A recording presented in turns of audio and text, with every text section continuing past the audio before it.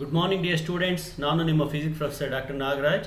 First P U C exams, main exams ಇನ್ನೇನು ಹತ್ತಿರ ಬರ್ತಾ ಇದೆ 2024. ಫಸ್ಟ್ ಪಿ ಯು ಸಿ ಸಂಬಂಧಪಟ್ಟಾಗೆ ಸಾಕಷ್ಟು ಚಾಪ್ಟರ್ಸನ್ನು ಅಪ್ಲೋಡ್ ಮಾಡಿದ್ದೀನಿ. ಇನ್ನೂ ಕೆಲವು ಚಾಪ್ಟರ್ಸ್ ಪೆಂಡಿಂಗ್ ಇದೆ. ಮೆಕ್ಯಾನಿಕಲ್ ಪ್ರಾಪರ್ಟೀಸ್ ಆಫ್ ಫ್ಲೂಯಿಡ್ಸ್ ಅಂತ, ಅದನ್ನು ನಾನು ಶಾರ್ಟ್ಲಿ ಐ ವಿಲ್ ಅಪ್ಲೋಡ್. ಅದಕ್ಕೂ ಮುಂಚೆ ಇನ್ನೇನು ಎಕ್ಸಾಮ್ಸ್ ಹತ್ತಿರ ಬರ್ತಾ ಇರೋದ್ರಿಂದ ಸ್ವಲ್ಪ ಎಕ್ಸಾಮ್ ರಿಲೇಟೆಡ್ ಕ್ವಶನ್ಸನ್ನು ಡಿಸ್ಕಸ್ ಮಾಡೋಣ ಅಂತ ಹೇಳಿ ಈ ವಿಡಿಯೋಗಳನ್ನು ಮಾಡ್ತಾ ಇದ್ದೀನಿ. ಈಗ ಫಸ್ಟ್ ನಾನು MCQ ಅನ್ನು ಡಿಸ್ಕಸ್ ಮಾಡ್ತೀನಿ. Chapter wise MCQ on on average per chapter about 15 to 20 ಕ್ವಶನ್ಸನ್ನು ಡಿಸ್ಕಸ್ ಮಾಡ್ತೀನಿ. ಆಮೇಲೆ 2 mark, 3 mark, 5 mark as per the ಬ್ಲೋ ಅಪ್ಪಲ್ಲಿ ಯಾವ್ಯಾವ ಚಾಪ್ಟ್ರಲ್ಲಿ ನ್ಯೂಮರಿಕಲ್ ಪ್ರಾಬ್ಲಮ್ಸ್ ಇದೆ, ಯಾವ ಚಾಪ್ಟ್ರಲ್ಲಿ ಡಿರೈವೇಷನ್ಸ್ ಇದೆ, ಅದನ್ನು ಒನ್ ಬೈ ಒನ್ ಮಾಡ್ತಾ ಹೋಗ್ತೀನಿ. As usual I will try to explain the concepts in a simple manner. Please stay with me. Okay, so ಬನ್ನಿ ಫಸ್ಟ್ ಬ್ಲೋ ಅಪ್ ಏನು ಹೇಳುತ್ತೆ ನೋಡೋಣ. ನೋಡಿ, ಇಲ್ಲಿ ಬ್ಲೋ ಅಪ್ ಕೊಟ್ಟಿದ್ದೀನಿ.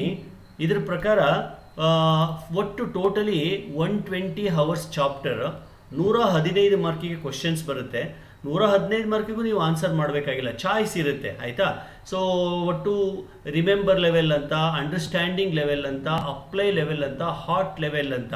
ಹಾರ್ಟ್ ಲೆವೆಲಲ್ಲಿ ಮೆಜಾರಿಟಿ ನ್ಯೂಮರಿಕಲ್ ಪ್ರಾಬ್ಲಮ್ಸೇ ಬರೋದು. MCQ ಮಾತ್ರ 1-2 ಬರುತ್ತೆ, ಮ್ಯಾಕ್ಸಿಮಮ್ ಅಂದರೆ 3 MCQ ಬರ್ಬೋದು. ಗೊತ್ತಾಯ್ತಲ್ವಾ? ಸೊ ಹೀಗೆ. ಆಮೇಲೆ ಇದ್ರ ಜೊತೆಗೆ ಫಿಲ್ ಇನ್ ದ ಬ್ಲ್ಯಾಂಕ್ಸ್ ಇದೆ, ಆಮೇಲೆ 2 ಮಾರ್ಕ್ಸ್ ಶಾರ್ಟ್ ಆನ್ಸರ್ ಅಂತ ಇದೆ. ಆಯಿತಾ? ಆಮೇಲೆ ನ್ಯೂಮರಿಕಲ್ ಪ್ರಾಬ್ಲಮ್ಸ್ ಇದೆ, ಲಾಂಗ್ ಆನ್ಸರ್ ಬಂದುಬಿಟ್ಟು ಮೆಜಾರಿಟಿ ಡಿರೈವೇಷನ್ಸ್ ಇರುತ್ತೆ. ಇಲ್ಲಿ ಚಾಪ್ಟರ್ ವೈಸ್ ವೆಯ್ಟೇಜು ಕೊಟ್ಟಿದ್ದಾರೆ. ಯೂನಿಟ್ಸ್ ಆ್ಯಂಡ್ ಮೆಷರ್ಮೆಂಟ್ಸಲ್ಲಿ ಎಷ್ಟು ಕ್ವಶನ್ಸ್ ಬರುತ್ತೆ, motion in a straight line, motion in a plane, laws of motion, ಹೀಗೆ ಒಟ್ಟು 14 ಚಾಪ್ಟರನ್ನು ಕೂಡ ಅವರು ಡಿವೈಡ್ ಮಾಡಿದ್ದಾರೆ. ಈ ಬ್ಲೋ ಅಪ್ಪನ್ನು ಒಂದು ಸತಿ ಗ್ಲ್ಯಾನ್ಸ್ ಮಾಡಿ. ನನ್ನ ಸಜೆಷನ್ನು ಬ್ಲೋ ಅಪ್ ಪ್ರಕಾರ ಓದಿ, ಆದರೆ ಬ್ಲೋ ಅಪ್ಗೆ ಸ್ಟಿಕ್ ಆನ್ ಆಗಬೇಡಿ. ಅಂದರೆ ಯಾಕೆ ಹೇಳ್ತಾ ಇದ್ದೀನಿ ಅಂದರೆ, ಎಕ್ಸಾಮ್ ದೃಷ್ಟಿಯಿಂದ blow up okay, but entrance exam ದೃಷ್ಟಿಯಿಂದ ಬರೀ ಬ್ಲೋ ಅಪ್ ಪ್ರಕಾರ ಓದ್ಕೊಂಡ್ರೆ ಎಂಟ್ರೆನ್ಸ್ ಎಕ್ಸಾಮ್ಸನ್ನು ನೀವು ಕ್ರ್ಯಾಕ್ ಮಾಡೋದಕ್ಕಾಗಲ್ಲ. ಎನಿವೆ, ಮೇಯ್ನ್ ಎಕ್ಸಾಮ್ ಹತ್ತಿರ ಇರೋದ್ರಿಂದ ಫಸ್ಟ್ ಈಗೇನು ಯಾವುದೇ ನೀವು ಫಸ್ಟ್ PUC ಸ್ಟೂಡೆಂಟ್ಸ್ ಯಾವುದು ಎಂಟ್ರೆನ್ಸ್ ಎಕ್ಸಾಮ್ಸನ್ನು ಬರೀತಾ ಇಲ್ಲ. ಹಾಗಾಗಿ ಈ ಸದ್ಯಕ್ಕೆ ಮೇಯ್ನ್ ಎಕ್ಸಾಮ್ಗೆ ಬ್ಲೋ ಅಪ್ಪನ್ನು ಫಾಲೋ ಮಾಡಿ. ಆದರೆ ಎಂಟ್ರೆನ್ಸ್ ಎಕ್ಸಾಮ್ ಅಂತ ಬಂದಾಗ ಬ್ಲೋ ಅಪ್ಪನ್ನು ಪಕ್ಕಕ್ಕಿಟ್ಟು ಎಲ್ಲ ಚಾಪ್ಟರ್ಗೂ ಈಕ್ವಲ್ ವೆಯ್ಟೇಜನ್ನು ಕೊಟ್ಟು ನೀವು ಮುಂದೆ ಹೋಗಿ. ಆಯಿತಾ? ಮೇಯ್ನ್ ಎಕ್ಸಾಮ್ಗೆ you stick on to blow up only. Okay, ಇಷ್ಟು ಇಂಟ್ರೊಡಕ್ಷನ್ ಕೊಟ್ಟಾದ ಮೇಲೆ ಈಗ ನಾನು ಫಸ್ಟು MCQ ಅಂತ ಹೇಳಿರೋದ್ರಿಂದ ಯಾವ್ಯಾವ ಚಾಪ್ಟ್ರಲ್ಲಿ ಎಷ್ಟೆಷ್ಟು MCQ ಇದೆ ಅದನ್ನು ಮಾತ್ರ ನಾನು ಫೋಕಸ್ ಮಾಡ್ತಾ ಹೋಗ್ತೀನಿ. ಈಗ ಮೊದಲನೇ chapter units and measurements. Units and ಮೆಷರ್ಮೆಂಟ್ಸಲ್ಲಿ ಒಂದೇ MCQ ಇರೋದು. ಆಯಿತಾ? ಮೆಜಾರಿಟಿ ಒಂದೊಂದೇ MCQ ಇರೋದು. ನೋಡಿ, ಈ ಕಾಲಮನ್ನು ನೋಡಿ, ಒಂದೊಂದೇ MCQ ಇರೋದು. ಯಾವುದೋ ಕೆಲವು ಚಾಪ್ಟ್ರಲ್ಲಿ 2 ಇರುತ್ತೆ, ಅಥವಾ ಮ್ಯಾಕ್ಸಿಮಮ್ ಅಂದರೆ 3 ಇರುತ್ತೆ. ಆಮೇಲೆ ಮೆಜಾರಿಟಿ ಎಲ್ಲ ರಿಮೆಂಬರ್ ಲೆವೆಲ್ಗೆ ಇರ್ತವೆ. MCQಗಳೆಲ್ಲ ರಿಮೆಂಬರ್ ಲೆವೆಲ್ಗೆ, ಅಂದರೆ ನೆನಪಿಸ್ಕೊಂಡು ಬರೆಯೋದು. ಈಕ್ವೇಷನ್ಸನ್ನು ಜ್ಞಾಪಕ ಇಟ್ಕೊಂಡು, ಡೆಫಿನೇಷನ್ಸನ್ನು ಜ್ಞಾಪಕ ಇಟ್ಕೊಂಡು, ಆಮೇಲೆ ಯಾವುದೋ ಒಂದು ಕ್ವಾಂಟಿಟಿಯ ಹೆಸರನ್ನು ಜ್ಞಾಪಕ ಇಟ್ಕೊಂಡು ಬರೆಯೋ ಅಂಥದ್ದು.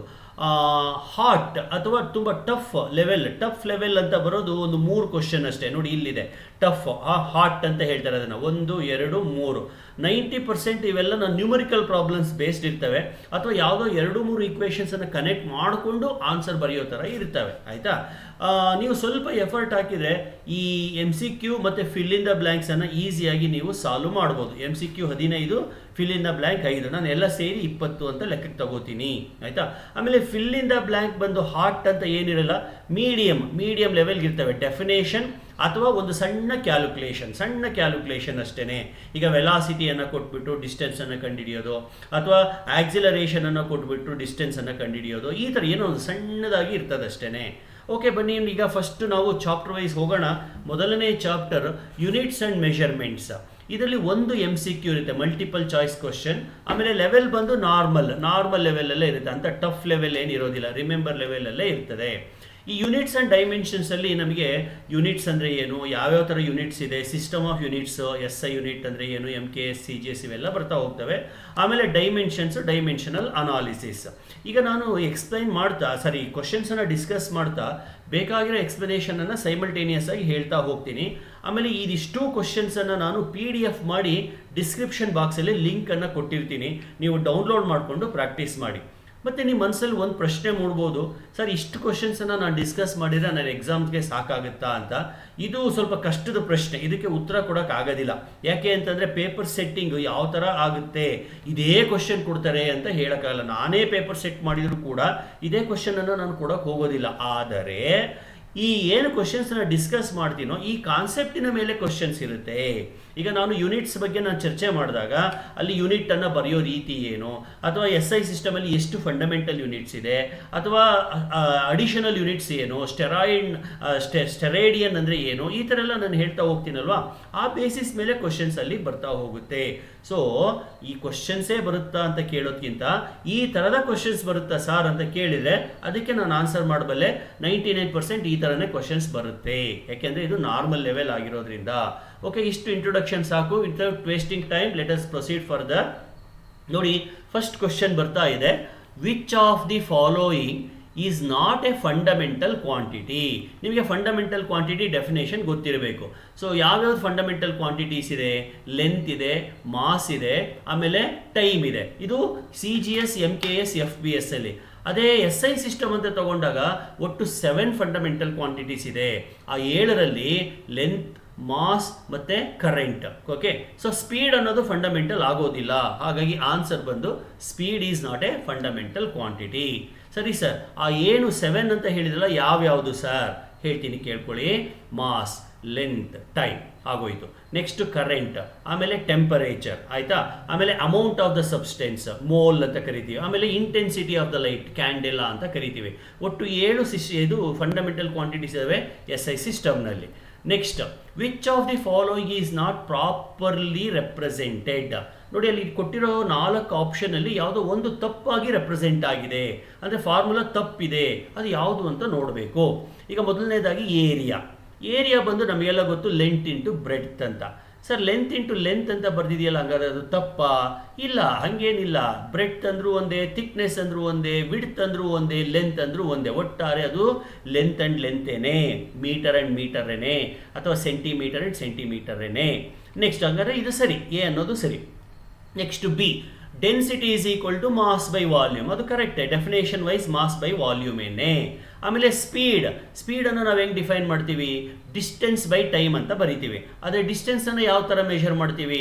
V measure distance in metre, ಅಂದರೆ ಲೆಂತೆ ಅದು. ಓಕೆ, ಸೊ ಹಾಗಾಗಿ ಸಿ ಕೂಡ ಕರೆಕ್ಟೇನೆ. ಹಾಗಾದರೆ ಡಿ ತಪ್ಪಿರಬೇಕಲ್ವಾ? ನೋಡೋಣ ಏನು ತಪ್ಪಿದೆ ಇದರಲ್ಲಿ. Volume is actually length into breadth into thickness. 3 quantity ಇರಬೇಕು, length into breadth into thickness. ಬರೀ ಲೆಂತ್ ಇಂಟು ಲೆಂತ್ ಬರೆದ್ರೆ ಅದು ಏರಿಯಾ ಆಗುತ್ತೆ, ವಾಲ್ಯೂಮ್ ಆಗೋದಿಲ್ಲ. ಹಾಗಾಗಿ ಆಪ್ಷನ್ ಡಿ ಈಸ್ ರಾಂಗ್. ಅಲ್ಲಿ ಲೆಂತ್ ಇಂಟು ಬ್ರೆಡ್ತ್ ಅಂತ ಇದ್ದಿದ್ರೂ ಕೂಡ ನಾವು ಅದನ್ನು ಕರೆಕ್ಟ್ ಅಂತ ತಗೋಬಹುದಾಗಿತ್ತು. ಸೊ ವಾಲ್ಯೂಮ್ ಬಂದು ಮೀಟರ್ ಕ್ಯೂಬ್. ಎಮ್ ಅನ್ನೋದು 3 ಸರ್ತಿ ಬರಬೇಕಲ್ಲಿ. Okay, next question.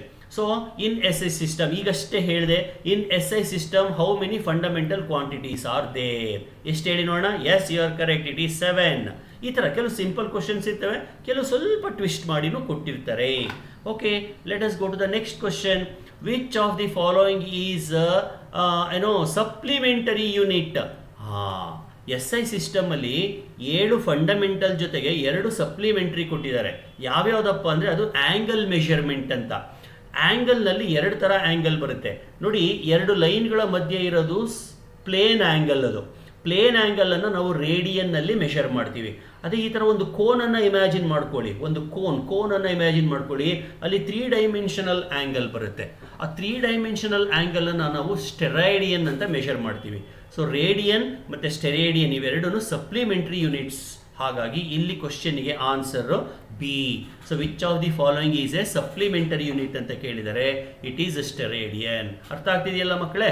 Okay, next ಬಂದು the SI unit of temperature. SI unit of temperature, yes, you are correct, it is kelvin. Kelvin is a SI unit. Sir, ಹಾಗಾದರೆ Celsius CGS unit, Fahrenheit FPS unit, MKS unit ಮತ್ತು SI unit almost same ಇರ್ತವೆ. Kelvin is a SI unit of temperature. Okay, next question ನೋಡಿ. ಯೂನಿಟ್ಸನ್ನು ಬರೀಲಿಕ್ಕೆ ಕೆಲವೊಂದು ರೂಲ್ಸನ್ನು follow ಮಾಡಬೇಕು ನಾವು. ಯಾವುದೇ unit ಸೈಂಟಿಸ್ಟಿನ ಹೆಸರಿಂದ ಸ್ಟಾರ್ಟ್ ಆದರೆ you have to start with small letter. Newton for example, N should be small letter. So ಹಾಗಾಗಿ ಡಿ ಈಸ್ ಕರೆಕ್ಟ್. ಆಮೇಲೆ ಯಾವುದೇ ಯೂನಿಟ್ ಸೈಂಟಿಸ್ಟ್ ನೇಮ್ ಇಲ್ಲ, ಯಾವ ಹೆಸರು, ಸುಮ್ಮನೆ ಜನರಲ್ ಆಗಿದೆ ಅಂದರೆ ಅವಾಗಲೂ ಕೂಡ ಅದು ಸ್ಮಾಲ್ ಲೆಟರಿಂದನೇ ಸ್ಟಾರ್ಟ್ ಆಗಬೇಕು. ಹಾಗಾಗಿ ಮೀಟರ್ ಕರೆಕ್ಟ್. ಅದೇ ನೋಡಿ, ಸೆಕೆಂಡ್ ಇದೆಯಲ್ಲ, ಎಸ್ ಕ್ಯಾಪಿಟಲ್ ಇಂದ ಸ್ಟಾರ್ಟ್ ಆಗಿದೆ, ಹಾಗಾಗಿ ಇದು wrong. Sir, what about this C? Sir, mega watt ಕಣಪ್ಪ. ಅದು ಮೆಗಾ ಅಂದರೆ ಎಮ್, ಕ್ಯಾಪಿಟಲ್ ಎಮ್ ಅಂದರೆ 10⁶, ಮೆಟ್ರಿಕ್ ಸಿಸ್ಟಮ್ ಅಂತ ಕರಿತೀವಿ. That is another advantage of ಏನು SI system, metric system. So ಹಾಗಾಗಿ ಮೆಗಾ ವ್ಯಾಟ್ ಇದು ಕೂಡ ಕರೆಕ್ಟೇನೆ. ಆದರೆ ಎಮ್ ಮತ್ತು ಡಬ್ಲ್ಯೂ ಮಧ್ಯದಲ್ಲಿ ಗ್ಯಾಪ್ ಕೊಟ್ಟಿದ್ದಿದ್ರೆ ಅದು ರಾಂಗ್ ಆಗಿರೋದು. So mega watt is also correct. So ಇದು ಕೂಡ ಕರೆಕ್ಟು, ಇದು ಕೂಡ ಕರೆಕ್ಟು, ಇದು ಕೂಡ ಕರೆಕ್ಟು, ಇದು ಮಾತ್ರ ರಾಂಗ್ ಇದೆ. So answer is A. Okay, well let us move on to the next question. Question number 7 ಏನು ಹೇಳುತ್ತೆ? Position of a star appears to be shifted when viewed from same place on the earth at 2 different timings. This phenomena is known as. ಈ question ಅನ್ನು explain ಮಾಡ್ತೀನಿ. ಒಂದು ನಕ್ಷತ್ರ ಬೇಡ, ಇವಾಗ ಈ ಕೈ ಬೆರಳನ್ನೇ ನೋಡ್ಕೊಳ್ಳಿ. ಈ ಬೆರಳನ್ನ ಇದನ್ನ ಇಷ್ಟು ದೂರದಲ್ಲಿ ಇಟ್ಕೊಂಡು ಒಂದು ಕಣ್ಣು ಮುಚ್ಚಿ ನೋಡ್ಕೊಳ್ಳಿ, ಆಯ್ತಾ? ಇಲ್ಲ ಒಂದು ಕಡೆ ಕಾಣುತ್ತೆ. ನೆಕ್ಸ್ಟ್ ಈ ಕಣ್ಣನ್ನು ಮುಚ್ಚಿ ಈ ಕಣ್ಣಿಂದ ನೋಡಿ, ಬೇರೆ ಜಾಗದಲ್ಲಿ ಕಾಣುತ್ತೆ. ಅಂದರೆ ಅದರ ಪೊಸಿಷನ್ ಸ್ವಲ್ಪ ಶಿಫ್ಟ್ ಆದಂಗೆ ಕಾಣಿಸುತ್ತೆ.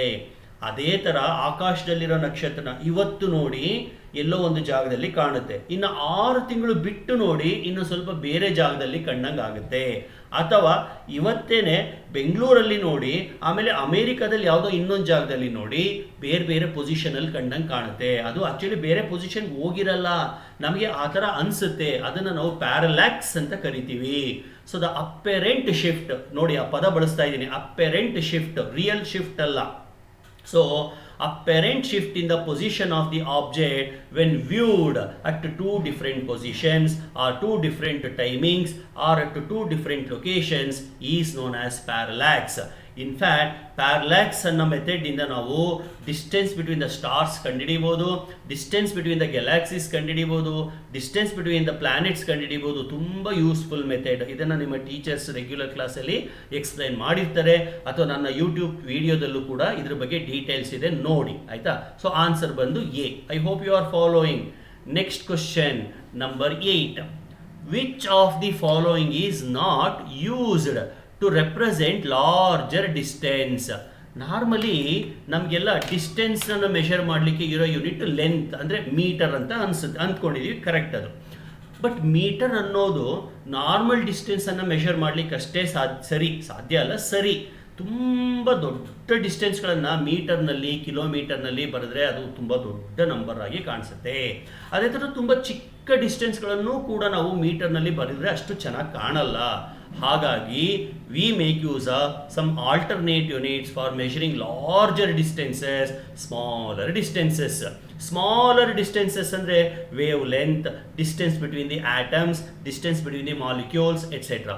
ಲಾರ್ಜರ್ ಡಿಸ್ಟೆನ್ಸ್ ಅಂದರೆ distance between earth and the sun, distance between stars and stars, distance between galaxies, ಈ ಥರ ಬ್ರಹ್ಮಾಂಡದಲ್ಲಿರ್ತಕ್ಕಂಥ ಡಿಸ್ಟೆನ್ಸನ್ನು ಮೆಷರ್ ಮಾಡಲಿಕ್ಕೆ. ಈಗ ಲಾರ್ಜ್ ಡಿಸ್ಟೆನ್ಸನ್ನು ಮೆಷರ್ ಮಾಡಲಿಕ್ಕೆ ನಾವು ಬಳಸ್ತಕ್ಕಂಥ ಆಲ್ಟರ್ನೇಟ್ ಯೂನಿಟ್ಗಳು ಯಾವ್ಯಾವಪ್ಪ ಅಂದರೆ AU ಅಂದರೆ ಆಸ್ಟ್ರೋನಾಮಿಕಲ್ ಯೂನಿಟ್. ಒಂದು ಆಸ್ಟ್ರೋನಾಮಿಕಲ್ ಯೂನಿಟ್ ಬಂದ್ಬಿಟ್ಟು distance between earth and sun. So ಸೂರ್ಯನಿಗೂ ಮತ್ತು ಭೂಮಿಗೂ ಇರೋ ಮಧ್ಯ ಅಂತರನ ನಾವು 1 ಆಸ್ಟ್ರೋನಾಮಿಕಲ್ ಯೂನಿಟ್ ಅಂತ ಕರಿತೀವಿ. ಅಷ್ಟು ಎಷ್ಟು ಕಿಲೋಮೀಟರ್ ಆಗುತ್ತೆ ನಾನು ಆಮೇಲೆ ಹೇಳ್ತೀನಿ. ಎರಡನೇ unit light year. Light year ಅಂದರೆ ಏನಪ್ಪ ಅಂದರೆ ಒಂದು ವರ್ಷದಲ್ಲಿ ಲೈಟ್ ಎಷ್ಟು ದೂರ ಟ್ರಾವೆಲ್ ಮಾಡುತ್ತೋ ಆ ಡಿಸ್ಟೆನ್ಸನ್ನು ಲೈಟ್ ಇಯರ್ ಅಂತ ಕರಿತೀವಿ. ನೆಕ್ಸ್ಟು ಪಾರ್ಸೆಕ್ ಅಂತ. ಪಾರ್ಸೆಕ್ ಅನ್ನೋದು ಕೂಡ ಒಂದು alternate unit for measuring larger distances. ಅದೇ ಸ್ಮಾಲರ್ ಡಿಸ್ಟೆನ್ಸ್ ಅಂತ ಬಂದರೆ ಆಂಗ್ಸ್ಟ್ರಾಮ್ ಇದೆ. ಆಂಗ್ಸ್ಟ್ರಾಮ್ ಅನ್ನೋದು 10⁻⁻10 ಮೀಟರ್. 1 ಮೀಟರನ್ನು 10⁻10 ಭಾಗ ಮಾಡಿ ಸಣ್ಣದಾಗಿರೋ ಒಂದು ಪಾರ್ಟನ್ನು ಎತ್ಕೊಂಡ್ರೆ ಅದು 1 ಆಂಗ್ಸ್ಟ್ರಾಮ್ ಅಂತ. ಆಮೇಲೆ ಈ ಆಂಗ್ಸ್ಟ್ರಾಮನ್ನು ನಾವು ಈ ವೇವ್ ಲೆಂತನ್ನು ಮೆಷರ್ ಮಾಡಲಿಕ್ಕೆ, ಆಟಮ್ ಟು ಆಟಮ್ ಸೆಪರೇಷನನ್ನು ಮೆಷರ್ ಮಾಡಲಿಕ್ಕೆ, ಮಾಲಿಕ್ಯೂಲ್ಗಳ ಮಧ್ಯೆ ಇರ್ತಕ್ಕಂಥ ಗ್ಯಾಪನ್ನು ಮೆಷರ್ ಮಾಡಲಿಕ್ಕೆ ಬಳಸ್ತೀವಿ. ಸೊ ಇಲ್ಲಿ ಪ್ರಶ್ನೆ ಬಂದು which of the following is a unit, which of the following is not a unit, which of the following is not a unit to measure larger distances. So D is not the unit. ಇದು ಬಂದ್ಬಿಟ್ಟು smaller ಆಬ್ಜೆಕ್ಟ್ಸಿಗೆ ಮತ್ತು smaller ಡಿಸ್ಟೆನ್ಸಸ್ಸಿಗೆ ಮಾತ್ರ. Okay, so ಇಲ್ಲೇನು angstrom ಇದೆಯಲ್ಲ, this is for small distances. Okay ಮಕ್ಕಳೇ, ಇಲ್ಲಿ ನೋಡಿ ಕೊಟ್ಟಿದ್ದೀನಿ. 1 ಪಾರ್ಸೆಕ್ ಅಂದರೆ ಎಷ್ಟು? 1 ಪಾರ್ಸೆಕ್ ಅಂದರೆ 3.2 ಲೈಟ್ ಇಯರ್. 1 ಲೈಟ್ ಇಯರ್ ಅಂದರೆ ಎಷ್ಟು ಅಂತ ಹೇಳಿದ್ದೀನಿ, distance travelled in 1 year.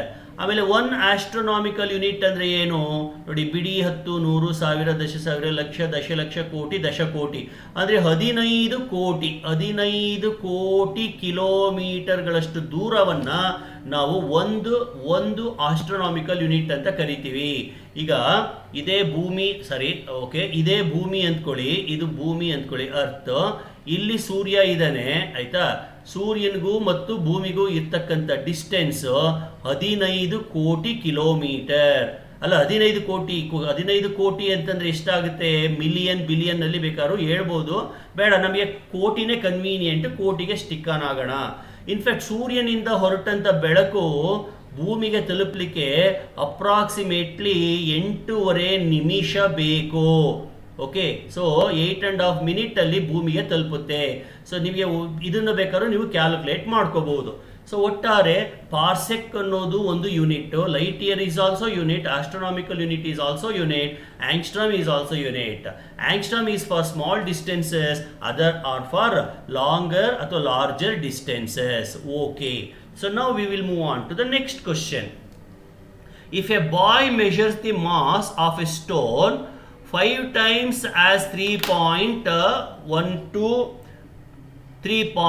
kg, 3.919 kg, 3.09 kg and 3.11 kg, and the true mass is 3.14 kg, then its measurement is ಇದು ಪ್ರಶ್ನೆ ಬಂದು about the measurement.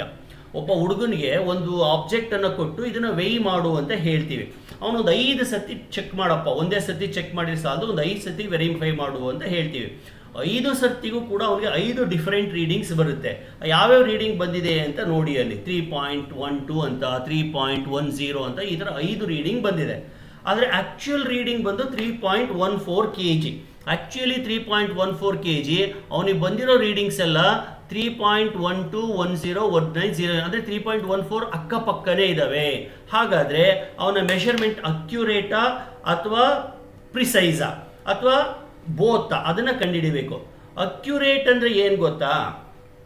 ನಮ್ಮ ಮೆಷರ್ಮೆಂಟು ಆ್ಯಕ್ಚುಯಲ್ ವ್ಯಾಲ್ಯೂ ಥರನೇ ಇದ್ದರೆ ಅಥವಾ ಆ್ಯಕ್ಚುಯಲ್ ವ್ಯಾಲ್ಯೂನೇ ಬಂದರೆ ಅಥವಾ ಆ್ಯಕ್ಚುಯಲ್ ವ್ಯಾಲ್ಯೂಗೆ ತುಂಬ ಹತ್ತಿರದಲ್ಲಿ ಬಂದರೆ ಅಕ್ಯುರೇಟ್ ಅಂತ. ಈಗ ಟೈಮ್ ಎಷ್ಟು ಅಂತ ಕೇಳ್ತೀವಿ, ಕರೆಕ್ಟಾಗಿ 9 ಗಂಟೆ ಆಗಿರುತ್ತೆ, ನನ್ನ ವಾಚ್ 8:55 8:56 ತೋರಿಸಿದ್ರೆ ಓಕೆನಪ್ಪ, ಅಕ್ಯುರೇಟ್ ಆಗಿದೆ, ಆಲ್ಮೋಸ್ಟ್ ಹತ್ತಿರದಲ್ಲೇ ಇದೆ ಅಂತ ಹೇಳ್ತೀವಿ. ಅದೇ 9 ಗಂಟೆ ಆಗಿದೆ, ನಿನ್ನ ವಾಚ್ 8:15 ತೋರಿಸ್ತಾ ಇದ್ರೆ ನಿನ್ನ ವಾಚ್ ಅಕ್ಯುರೇಟ್ ಇಲ್ಲ ಅಂತ. ಸೊ ಮೆಷರ್ಮೆಂಟು ಆ್ಯಕ್ಚುಯಲ್ ವ್ಯಾಲ್ಯೂಗೆ ನಿಯರೆಸ್ಟ್ ಇದ್ದರೆ ಅದು ಅಕ್ಯುರೇಟ್. ಓಕೆ, ಹಂಗೆ ನೋಡ್ಕೊಂಡ್ರೆ ಇಲ್ಲೆಲ್ಲ ಮೆಷರ್ಡ್ ವ್ಯಾಲ್ಯೂಸು ಅಕ್ಯುರೇಟ್ ಆಗೇ ಇದ್ದಾವೆ, ನಿಯರೆಸ್ಟ್ ಆಗೇ ಇದ್ದಾವೆ, 3.14 ಹತ್ತಿರದಲ್ಲೇ ಇದ್ದಾವೆ. ಒಂದು ವೇಳೆ ಅದೇನಾದರೂ 2.7 ಅಥವಾ 3.8 ಆ ಥರ ಬಂದಿದ್ರೆ ಅಕ್ಯುರೇಸಿ ಅಲ್ಲ ಅಂತ ಹೇಳ್ತಾ ಇದ್ವಿ. ಇದೆಲ್ಲ ತುಂಬ ಕಾಮನ್ ಆಗಿ ಗೊತ್ತಾಗೋಂಥ ವಿಷಯಗಳು. ಆಮೇಲೆ ನೀವು 5 ಸರ್ತಿ ಮೆಷರ್ ಮಾಡಿದೆ, 5 ಸರ್ತಿನೂ ಕೂಡ ಅದದೇ ರೀಡಿಂಗ್ಸೇ ಬಂತು ಅಂದರೆ ನೀನು ಕರೆಕ್ಟಾಗಿ ಮೆಷರ್ ಮಾಡ್ತಿದೆಯೋ ಇಲ್ವೋ, ಆದರೆ ಬರ್ತಿರೋ ಆನ್ಸರ್ಗಳು ಮಾತ್ರ ಪ್ರಿಸೈಸ್ ಆಗಿದ್ದಾವೆ ಅಂತ. ಪ್ರಿಸೈಸ್ ಅಂದರೆ ಏನು? Repetition of the same value. ಆ ಸೇಮ್ ವ್ಯಾಲ್ಯೂ ಅಕ್ಯುರೇಟು ಇರ್ಬೋದು ಅಥವಾ ಬೇರೆ ಥರನೂ ಇರ್ಬೋದು. ಇವಾಗ ನಿನ್ನ ವಾಚು 8:15 ತೋರಿಸ್ತು, ಇನ್ನೊಂದು ಸತಿ ನೋಡೋ ಅಂತ ಹೇಳ್ತೀನಿ, ಅವಾಗಲೂ 8:35 ಹಂಗೆ ತೋರಿಸ್ತಾ ಇದೆ ಅಂದರೆ ಪ್ರಿಸೈಸ್ ಆಗಿದೆ. ಅಕ್ಯುರೇಟ್ ಆಗಿ ಇಲ್ಲದೆ ಇರ್ಬೋದು, ಪ್ರಿಸೈಸ್ ಆಗಿದೆ. ಅಂದರೆ ಪ್ರಿಸೈಸ್ ಅನ್ನೋದು how regularly you repeat the value, how repeatedly you give the same answer ಅನ್ನೋದು ಅಕ್ಯುರಸಿ. ಪ್ರಿಸೈಸ್. ಆಮೇಲೆ ಎಷ್ಟು ಹತ್ತಿರದಲ್ಲಿದೆ ನಿನ್ನ ಮೆಷರ್ಮೆಂಟ್ ಅನ್ನೋದು ಅಕ್ಯುರಸಿ. ಹಂಗೆ ನೋಡಿಕೊಂಡ್ರೆ ಇದು ಅಕ್ಯುರೇಟ್ ಆಗೂ ಇದೆ, ಪ್ರಿಸೈಸ್ ಆಗೂ ಇದೆ. ನೋಡಿ, ಒಂದು ವೇಳೆ ಅವನ ಮೆಷರ್ಮೆಂಟು ಈ ಥರ ಇದ್ದಿದ್ರೆ, just I will write the value, ಇದು ಸ್ವಲ್ಪ ಕನ್ಫ್ಯೂಸ್ ಆಗೋ ಚಾನ್ಸ್ ಇದೆ. ಅವನ ವ್ಯಾಲ್ಯೂಸು 3.12, 3.02, 3.75, 2.8 ಇದ್ರೆ ಯಾವುದೇ ಕಾರಣಕ್ಕೂ ಇದು ಪ್ರಿಸೈಸ್ ಆಗಿಲ್ಲ. ಅದೇ 3.12, 3.11, 3.09, 3.10 ಇದ್ರೆ ಇದು ಪ್ರಿಸೈಸ್ ಆಗಿದೆ. ಆಯ್ತಾ? ಆಕ್ಚುಯಲ್ ವ್ಯಾಲ್ಯೂ ಬಂದು 3.14. ಓಕೆ, ಇದು ಪ್ರಿಸೈಸ್ ಆಗೂ ಇದೆ, ಅಕ್ಯುರೇಟ್ ಆಗೂ ಇದೆ.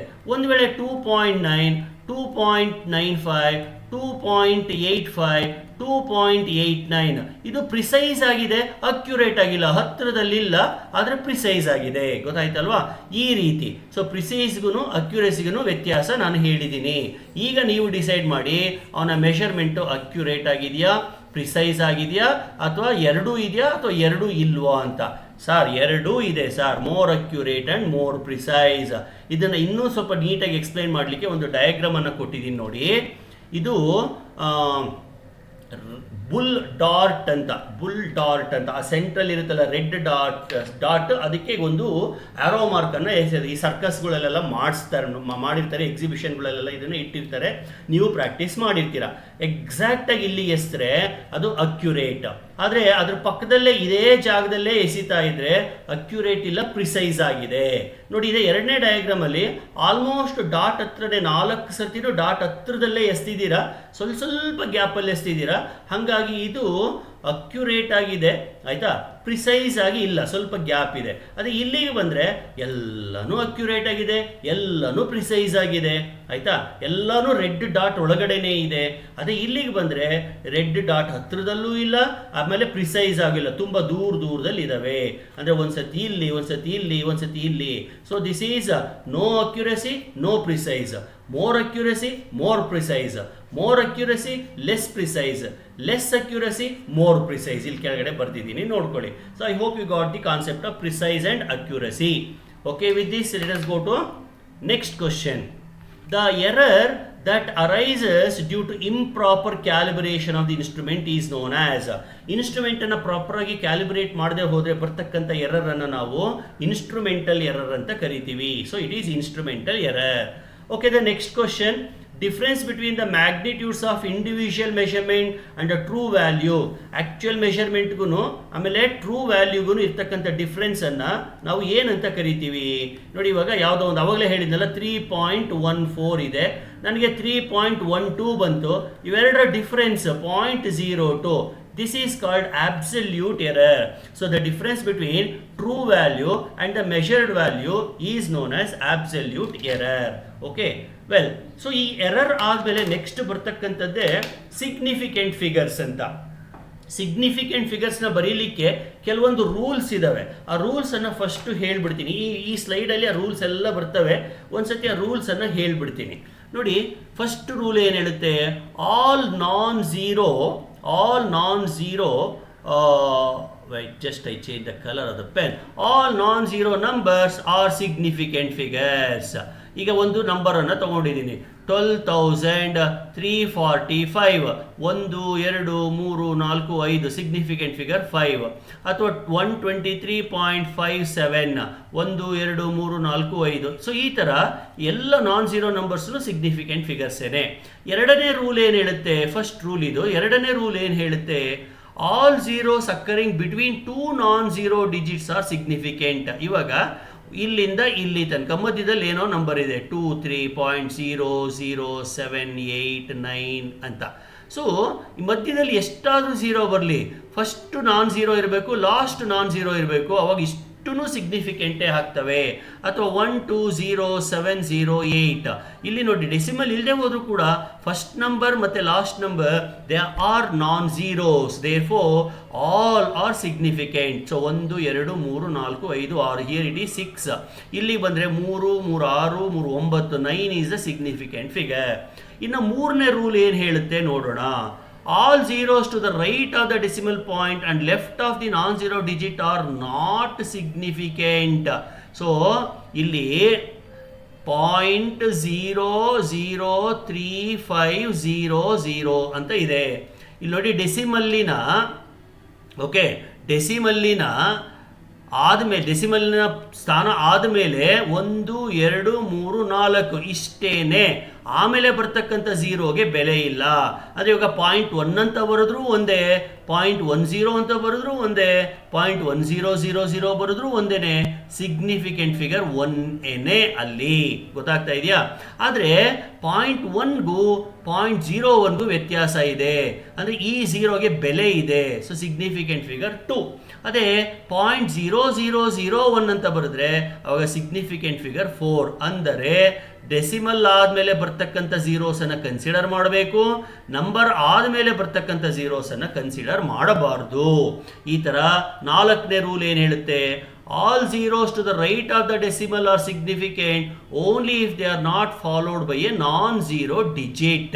ಓಕೆ, ಸೊ ಈಗ 25 ಇದೆಯಲ್ವಾ, 25.00 ಇದನ್ನು ನಾವು 4 ಸಿಗ್ನಿಫಿಕೆಂಟ್ ಅಂತ ಕರಿತೀವಿ. 89.000 ಇದ್ರೆ ಇದನ್ನು 6 1 2 3 4 6 ಸಿಗ್ನಿಫಿಕೆಂಟ್ ಅಂತ ಕರಿತೀವಿ. ಈ ಥರ ಈ 5ನೇ ರೂಲು ಓದ್ಕೊಳ್ಳಿ. All zeros to the right of the last are rightmost non zero digits are non significant. So 30700 ನಲ್ಲಿ ಈ 2 zeros ಬೆಲೆ ಅಲ್ಲ, ಸಿಗ್ನಿಫಿಕೆಂಟ್ ಅಲ್ಲ. So it is only 3, significant number is 3. ಇನ್ನು ಕೊನೆಯದಾಗಿ significant figures remain same irrespective of how the measurement is expressed. ಅಂದರೆ ಅದನ್ನು 10 ಪವರಲ್ಲಿ express ಮಾಡ್ತೀರಾ, 10 ಪವರ್ ಪಾಸಿಟಿವ್ ಅಲ್ಲಿ ಮಾಡ್ತೀರಾ, ನೆಗೆಟಿವ್ ಮಾಡ್ತೀರಾ, ಅದು ಸಿಗ್ನಿಫಿಕೆಂಟ್ ಫಿಗರ್ ಅಷ್ಟೇ ಉಳ್ಕೊಳ್ಳುತ್ತೆ. ಸೊ 1.202 ಅಂದರು, 1.202 ಇಂಟು 10 ಪವರ್ -2 ಅಂದರು, 1.202 ಇಂಟು 10 ಪವರ್ -3 ಅಂದರು. ಸಿಗ್ನಿಫಿಕೆಂಟ್ ಫಿಗರ್ ಸೇಮ್ ಏನೇ, 1 2 3 4 ಆದರೆ ಇದು ಮೀಟರ್ ಆಗುತ್ತೆ, ಇದು ಸೆಂಟಿಮೀಟರ್ ಆಗುತ್ತೆ, ಇದು ಮಿಲಿಮೀಟರ್ ಆಗುತ್ತೆ. ಸೊ ಈ ಥರ ಸಿಗ್ನಿಫಿಕೆಂಟ್ ಫಿಗರ್ಸ್ಗೆ ಸಂಬಂಧಪಟ್ಟಂಗೆ ರೂಲ್ಸ್ಗಳಿದ್ದಾವೆ. ಇದನ್ನು ಒಂದು ಸತಿ ಓದ್ಕೊಳ್ಳಿ, ಯಾಕೆಂದರೆ ಸಿಗ್ನಿಫಿಕೆಂಟ್ ಫಿಗರ್ ಮೇಲೆ ಬಹುಶಃ ಒಂದು ಕ್ವಶನ್ ಬರೋ ಚಾನ್ಸ್ ಇರುತ್ತೆ. ಸೊ ಒಂದು ಬಂತು ಅಂದರೆ ಈ ಚಾಪ್ಟರ್ಗೆ ಅದೇನೆ ಫೈನಲ್. ಸೊ ಅಂದರೆ ಈ ಚಾಪ್ಟರ್ನಲ್ಲಿ ಸ್ವಲ್ಪ ಇಂಪಾರ್ಟೆಂಟ್ ಅಂತ ಬಂದರೆ ಸಿಗ್ನಿಫಿಕೆಂಟ್ ಫಿಗರ್ ಮತ್ತು ಡೈಮೆನ್ಷನ್ಸಲ್ಲಿ ಯಾವುದಾದ್ರು ಒಂದು ಕ್ವಶನ್ ಬರ್ಬೋದು. Okay, let us move on to the question number 12. If A and B, okay ಇದು ಎರರ್ಗೆ ಸಂಬಂಧಪಟ್ಟಿದ್ದು, ಆಮೇಲೆ ಸಿಗ್ನಿಫಿಕೆಂಟ್ ಫಿಗರ್ ಬರುತ್ತೆ. A and B are the individual measurements and final result Z is the product of A and B, then maximum relative error is. So ನಾವು ಮೆಷರ್ಮೆಂಟ್ಸಲ್ಲೂ error ಮಾಡ್ತೀವಿ. ಈಗ ಯಾವುದೋ ಒಂದು, ಈಗ ಲೆಂತ್ ಅಂತ ಇದೆಯಪ್ಪ, ಲೆಂತ್, ಆಮೇಲೆ ಬ್ರೆಡ್ತ್ ಅಂತ ಇದೆಯಪ್ಪ. ಲೆಂತ್ ಬಂದು ಆ್ಯಕ್ಚುಲಿ 10 ಸೆಂಟಿಮೀಟರು, ನಾನು ಅದನ್ನು ಮಿಸ್ಟೇಕ್ ಮಾಡಿಬಿಟ್ಟು 10.1 ಸೆಂಟಿಮೀಟರ್ ಅಂತ ಮೆಷರ್ ಮಾಡ್ತೀನಿ. ಬ್ರೆಡ್ತ್ ಬಂದು 3 centimetre, by mistake I measure 3.2 centimetre. Now I want to find the area that is length into breadth, that is 10 into 3 ಬರೋ ಕಡೆಗೆ, ದಟ್ ಈಸ್ 330 ಬರೋ ಕಡೆಗೆ 10.1 ಇಂಟು 3.2 ಬರುತ್ತೆ. ಸೊ ಎಷ್ಟೋ ಒಂದು ಆನ್ಸರ್ ಬರುತ್ತೆ, ಅಂದರೆ ಎರರ್ ಬಂತು. ಈ ಬಂದಿರೋ ರಿಸಲ್ಟ್ ಇದೆಯಲ್ಲ ಅದು ಝೆಡ್, ಅದು ಮಲ್ಟಿಪ್ಲೈ ಮಾಡಿದ್ರೂ ಅಂದರೆ ಕೆಲವೊಮ್ಮೆ ನಾವು ಮಲ್ಟಿಪ್ಲೈನೂ ಮಾಡ್ತೀವಿ, ಲೆಂತ್ ಇಂಟು ಬ್ರೆಡ್ತ್ ಇಲ್ಲಿ ಮಲ್ಟಿಪ್ಲೈ ಮಾಡಿದ್ವಿ. ಈಗ ಡಿಸ್ಟೆನ್ಸ್ ಬೈ ಟೈಮ್ ವೆಲಾಸಿಟಿ ಅಲ್ಲಿ ಡಿವೈಡ್ ಕೂಡ ಮಾಡ್ತೀವಿ. ಸೊ ಅಂದರೆ ನಾವು ಈ ಮೆಷರ್ಮೆಂಟ್ಸನ್ನು ಬರೀ ಒಂದೊಂದೇ ಮೆಷರ್ ಮಾಡಿ ಇಡೋದಿಲ್ಲ, ಅಲ್ಲಿ ನಾವು ಮಲ್ಟಿಪ್ಲೈ ಮಾಡೋ ಸನ್ನಿವೇಶನೂ ಬರುತ್ತೆ, ಡಿವಿಷನ್ ಮಾಡೋ ಸನ್ನಿವೇಶನೂ ಬರುತ್ತೆ. ಅಂಥ ಟೈಮಲ್ಲಿ ಎರರ್ ಬಂದೇ ಬರುತ್ತೆ. ಆಗ ಬರೋ ಎರರನ್ನು ನಾವು ಯಾವ ಥರ ಕಂಡುಹಿಡಿಬೇಕು? So errors in the measurement ಅಂತೀವಿ ಇದನ್ನು, errors in the measurement. So errors in the measurement multiplication ಮತ್ತು ಡಿವಿಷನ್ನಲ್ಲಿ this is the formula. del z by z is equal to delta b by b plus delta a by a. So ಇದು ಪ್ರಾಡಕ್ಟ್ಗೂ ಆಗುತ್ತೆ, ಡಿವಿಷನ್ಗೂ ಆಗುತ್ತೆ. So ಬರೀ multiplication ಅಷ್ಟೇ ಅಲ್ಲ, ಪ್ರಾಡಕ್ಟ್ಗೆ ಅಷ್ಟೇ ಅಲ್ಲ, it is even for division also. So ಇದನ್ನು ನೆನ್ಪಿಟ್ಕೋಬೇಕು ಈ ಈಕ್ವೇಷನನ್ನು. Delta z by z is equal to delta b by b and delta plus delta a by a. Okay, now next question number 12. ನೋಡಿ ಸಿಗ್ನಿಫಿಕೆಂಟ್ ಫಿಗರ್ ಬಂತು. In 125.009 number of significant figures. ಇವಾಗ ಗೊತ್ತಾಗಿದೆ, decimal point ಇರಲಿ ಬಿಡಲಿ, first one ಮತ್ತು last one non zero ಆದರೆ ಅಷ್ಟು significant figures ಆಗ್ತವೆ. ಎಷ್ಟಿರ್ಬೋದು ಹೇಳಿ ನೋಡೋಣ, ಎಷ್ಟು? Yes, it is 6. Okay, next ಕ್ವಶನಿಗೆ ಹೋಗೋಣ. Number of significant figures in the measured value of 0.002560. ಮಕ್ಕಳೇ ಇದನ್ನು ನೋಡಿ, ಯಾವ ನಂಬರನ್ನು ಬಿಡಬೇಕು ಹೇಳಿ ನೋಡೋಣ. ಎಸ್ ಸರ್, ಈ 2 zeros ಬಿಡಬೇಕು ಸರ್. ಅಲ್ಲಿಗೆ ಎಷ್ಟಾಯಿತು? 1 2 3 4 5. So 5 is the significant figure. Okay, next, which of the following page do not have the same dimensions. ಈಗ ಡೈಮೆನ್ಷನ್ ಸ್ಟಾರ್ಟ್ ಆಯಿತು. ಸಿಗ್ನಿಫಿಕೆಂಟ್ ಫಿಗರ್ಸ್ ಮೇಲೆ 2 ಕ್ವಶನ್, ಈಗ ಡೈಮೆನ್ಷನ್ಸ್ ಮೇಲೆ ಒಂದಷ್ಟು ಕ್ವಶನ್ಸ್ ಬರ್ತಾ ಇದೆ. ಸ್ಪೀಡ್ ಮತ್ತು velocity same dimension, that is m0 L1 t-1. Work and energy same dimension, mass that is force into displacement, that is m1 L2 t-2. Stress and pressure that is force divided by area, m1 L1 T minus 2 into L2 L minus 2, that is force divided by area.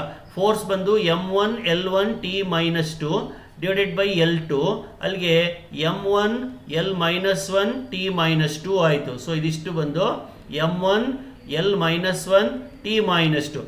But momentum ಮತ್ತು ಮೊಮೆಂಟಮ್ಗೆ ಆ ಡೆಫಿನೇಷನ್ನೇ ಬೇರೆ ಇದೆ. Momentum ಬಂದು mass into velocity, moment ಬಂದು force into perpendicular distance. So ಡೆಫಿನೇಷನ್ನೇ ಬೇರೆ ಇರೋದ್ರಿಂದ ಡೈಮೆನ್ಷನ್ಸ್ ಕೂಡ ಬೇರೆ ಆಗ್ತವೆ. ಮೊಮೆಂಟಮ್ಗೆ M1 L1 T minus 1, okay.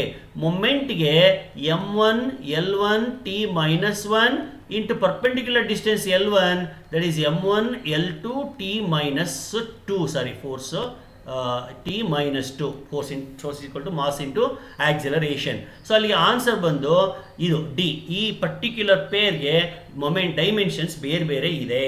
So ನೀವು ಡೈಮೆನ್ಷನ್ಸನ್ನು ಬರೆಯೋದನ್ನು ಕಲಿಬೇಕು. ಡೈಮೆನ್ಷನ್ಸನ್ನು ಬರೆದು ಬಿಟ್ರೆ ನಿಮಗೆ ಒಂದಷ್ಟು ಬರೆದು ಪ್ರಾಕ್ಟೀಸ್ ಮಾಡ್ಕೊಳ್ಳಿ, ಅವಾಗ ಈಸಿ ಆಗುತ್ತೆ.